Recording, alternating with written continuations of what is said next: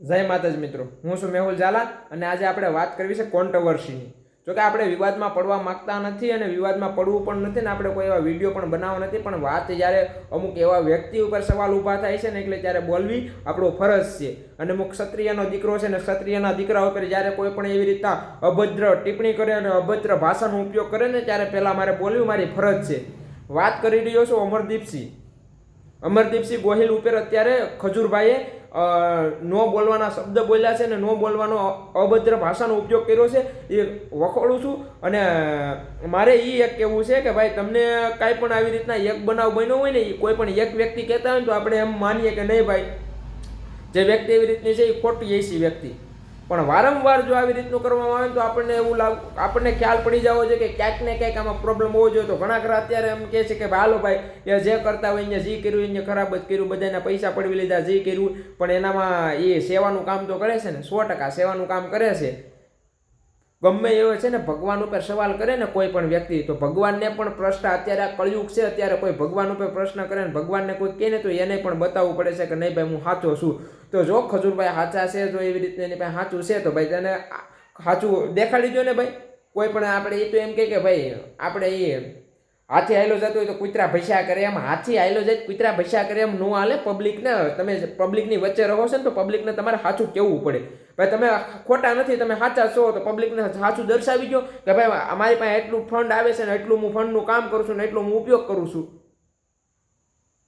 તમારી પાસે કાયદેસર ઓલું હોય છે, બધું લેખિત હોય છે, તો ભાઈ કહેજો ને ભાઈ મારામાં એટલું ફંડ આવે છે. કોઈ પણ અત્યારે બધા ફંડ આવે છે એ બધા પબ્લિક પાસેથી જ આવતા હોય, બાકી કોઈ એકલો કોઈ સેવા કરતો નથી ભાઈ. અને બધાને ખબર જ હોય, પણ તમારા નામની પ્રસિદ્ધિ કરો, તમારા નામનું પણ પ્રસિદ્ધિ કરો, એનો કોઈ અમને ઇસ્યુ નથી, એનો પણ હું વિરોધ નથી કરતો. તમને ફંડ કોઈ એવી રીતનું ગુપ્ત રીતે આપે છે, એ જ ના પાડે છે કે ભાઈ અમારું નામ નહીં લેવાના, તમારા નામે તમે સેવા કરો. 100% તમે કોઈક સેવાના કામ સારા કરી રહ્યા છો, તમે સેવાનું બધું કરી રહ્યા છો. અને કોઈ પણ માણસ સેવા કરતો હોય તો એને એના પરિવારનું એનો ખર્ચો હકાવવા માટે એને 100% એમાંથી થોડા ઘણા પૈસા લેવા જ પડે ને, એનો પણ હું વિરોધ નથી કરતો. પણ પછી તમે થોડા ઘણાની જગ્યાએ તમારું ગુજરાન ચલાવવાની જગ્યાએ તમે તમારા ફેમિલીનું ગુજરાન ચલાવો, તમે તમારી ફેમિલીને ફોરેન રખડાવો, તમારા છોકરાને મોજ શોખ કરાવો ને તમે બધા એવી રીતના કરાવો તો એ ન થાય. એ સંસ્થામાંથી ન થાય, એ તમારા પનની પરસેવે તમે કરો ને તો કરાય. બાકી સંસ્થાના નામે તમે બધી તમારા બિઝનેસ ચાલુ કરજો, સંસ્થા પાસેથી પૈસા જે ફંડ આવતું હોય એનાથી તમે બિઝનેસ ચાલુ કરો ને ઓલું કરો તો ગમે એ સવાલ ઊભા કરશે ને એ સવાલના તમારે જવાબ દેવા પડે. સાચું રહેવું હોય અને સ્પષ્ટ રહેવું હોય તો તમારે ગમે એવા કોઈ પણ ડાઉટ હોય ને તો ડાઉટનો ક્લિયર કરવો પડે. તમે પછી તમે એમ કહો કે આ ગમે એવા બોલી દઈને એની પાસે એને મારે જવાબ દેવાનો ટાઈમ ન હોય, તો જવાબ દેવાનો ટાઈમ તમારી પાસે એટલે નથી કારણ કે તમે ખોટા છો અને આ તમારી ભાષા બોલે છે. તમે જે અભદ્ર ભાષાનો ઉપયોગ કર્યો છે ને એ ભાષા તમારી બોલે છે, તમારા સંસ્કારને આ બધું છે ને ત્યાં દેખાડવાનું આવે. અને તમે કેવા વ્યક્તિ ઉપર ચારિત્રનો સવાલ કરી રહ્યા છો. અમરદીપસિંહને આખું ગુજરાત વર્તે છે ને અને આખા ગુજરાતને ખબર છે કે આનું ચારિત્ર શું છે ને તમારું ચારિત્ર શું છે નહીં. એટલે ખોટી તમે ખાલી, મને તો એવું લાગે કે તમે નશાની હાલતમાં હશો. આ તમે બોલી રહ્યા છો, આ રેકોર્ડિંગ સાંભળ્યું છે ને ત્યારે મને એમ લાગે છે કે તમે નશાની હાલતમાં હશો, ત્યારે જ તમે આવી રીતનું બોલી રહ્યા છો. ને આ એવું હોય તો તમે કહી દો ને, પબ્લિક આમ કહી દો ભાઈ મારી આરટીઓ કરી લો અને મારે કેટલું ફંડ આવે છે, હું કેટલું કમાવું છું, કેટલું પબ્લિકને આપું છું, ખબર પડી જાય. આગળ કરાવો ને તો તમને પણ ખબર પડે. પણ આ તો ના, પબ્લિકની પૈસા ખાવા છે, પબ્લિકના નામે મોટી મોટી પ્રશ્ન ઓલી કરવી છે, મોટી મોટી નામના મેળવી છે. 100% મારે એનો કોઈ વિરોધ નથી. તમ તારે અત્યારે કોઈ પણ વ્યક્તિ, હું દાખલા તરીકે હું પણ સોશિયલ મીડિયામાં એક્ટિવ હોય કે ગમે તો મારા નામ કમાવા માટે અને મારા ફેન ફોલોવર ઓલા કરવા માટે જ ગમે વસ્તુ કરતો હોઈશું.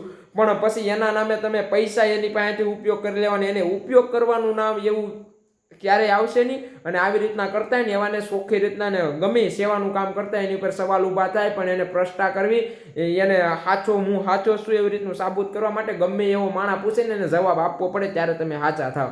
બાકી તમે એમ કહો કે ભાઈ એ તો બીજા બોલ્યા કરે એને કાંઈ ધ્યાનમાં ન લેવાનું, એમ ન હાલે સાહેબ. તમે કાંઈક ને કાંઈક એવી રીતના ખોટા કાર્યમાં સંડોવાયેલા હોય ને ત્યારે જ તમે શુભ થાવ હોય. બધા મૌન ધારીને બેઠા હોય, બધા એમ નહીં માની લેવાના. અને હું તો બધા પબ્લિકને કહું છું કે તમે જોવો, આ હાથીના દાંત ખાવાના અલગ અને ચાવવાના અલગ હોય ને દેખાડવાના અલગ હોય. એટલે આ અમુક અત્યારે બધી સંસ્થામાં, હું એક સંસ્થાની વાત નથી કરતો, ઘણી ગૌશાળા, ઘણી એવી સંસ્થા ચાલે છે જે માનવ સેવાના કાર્ય કરી રહી છે.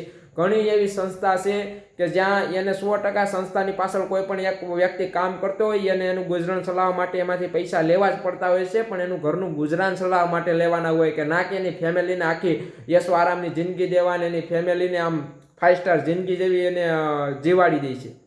એટલે એટલું બધું પણ ન લેવું જોઈએ. તમે સેવાના કામ કરો છો, બધા સારા કરતા હોય, બધા ફંડ ને બધી ઓલી સારા કામ કરે છે સંસ્થા સેવાના, પણ તમે એક ટ્રસ્ટ છો. બધી સંસ્થાને કહું છું, એક ને એની ઘણી સંસ્થા એવી છે કે જે સેવા પણ કરે છે અને પોતાનું પણ બિઝનેસમાં બહુ પ્રગતિ કરે છે. તો તમારા પોતાના બિઝનેસને નહીં, આ પબ્લિકે તમને સેવા કરવા માટે ફંડ નાખેલું છે, તો પહેલાં સેવાના કામમાં કરો, તમારું નહીં.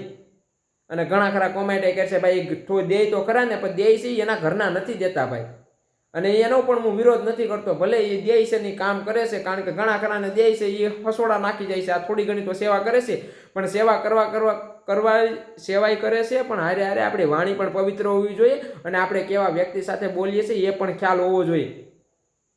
એટલે વધારે કાંઈ નથી કેવું ને, વિવાદમાં પડવા માંગતો નથી ને વિવાદ કરવા માંગતો નથી ને એવું કાંઈ નહીં. સત્ય કેવી મારી ફરજ છે ને સત્ય ગમે તેને કહેવાય.